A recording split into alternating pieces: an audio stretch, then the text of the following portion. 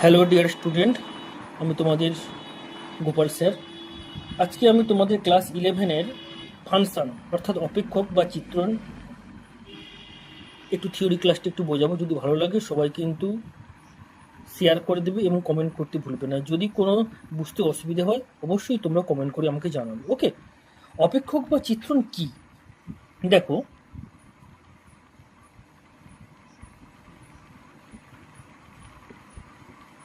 দুটো সেট ধরলাম, এটা এ সেট ধরলাম আর একটা সেট ধরছি বি সেট।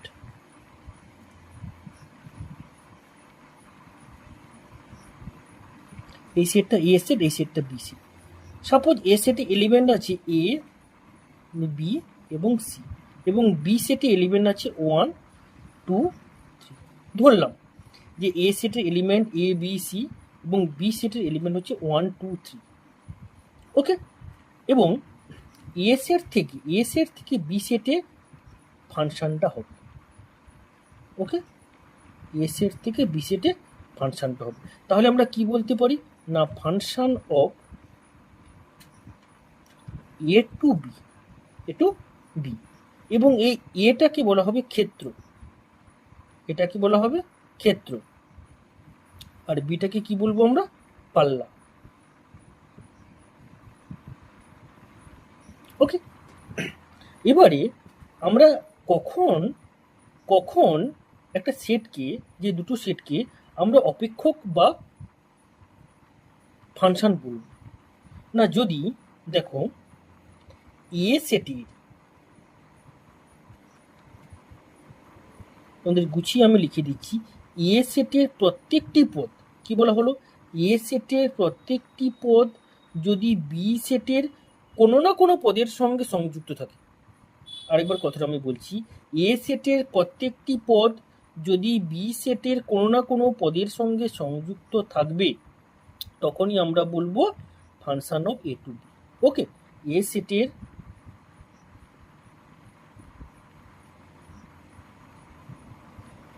প্রত্যেকটি পদ বি সেটের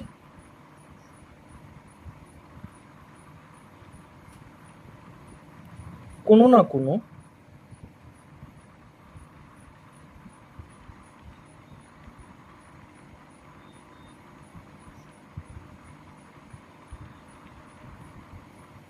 বি সেটের কোনো না কোনো পদের সঙ্গে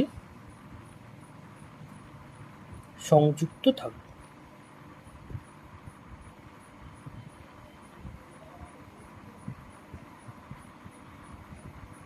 ক্লিয়ার? তাহলে আমি একটা উদাহরণ দিই, তোমাদের বুঝতে সুবিধা হবে।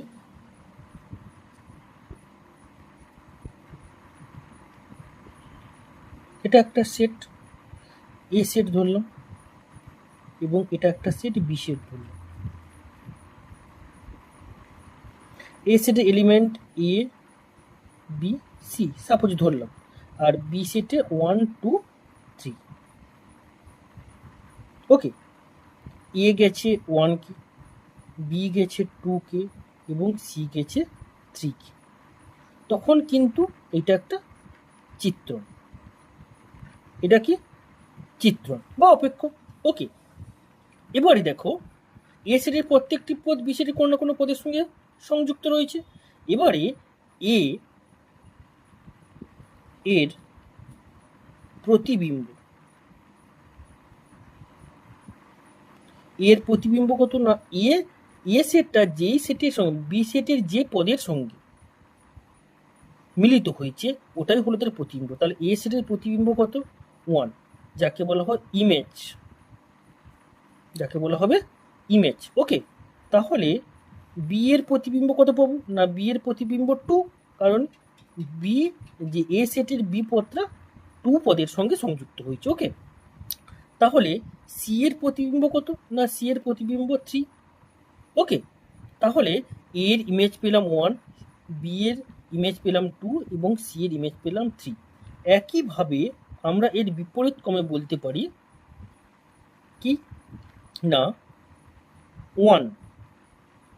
1 এর প্রাকবিম্ব, 1 এর প্রাকবিম্ব ওয়ানে, যখন এর প্রতিবিম্ব ওয়ান পেলাম তখন ওয়ানে কি বলবো, ওয়ানের প্রাকবিম্ব ই।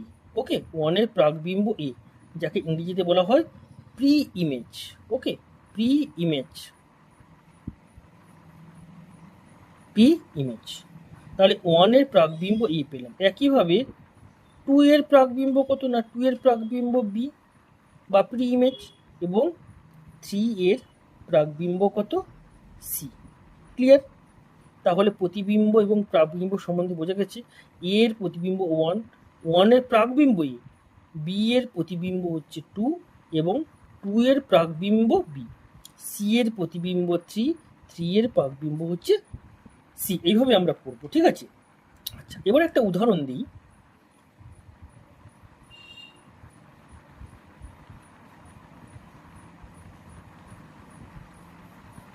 এ একটা সেট এবং বি একটা set.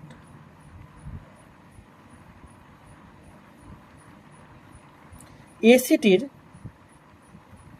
Element A B C, B সেটে রয়েছে ওয়ান টু থ্রি, এর পত্রা টু এর সঙ্গে রয়েছে, বির থ্রির সঙ্গে রয়েছে। আচ্ছা বলো তো, এটা কি চিত্রণ?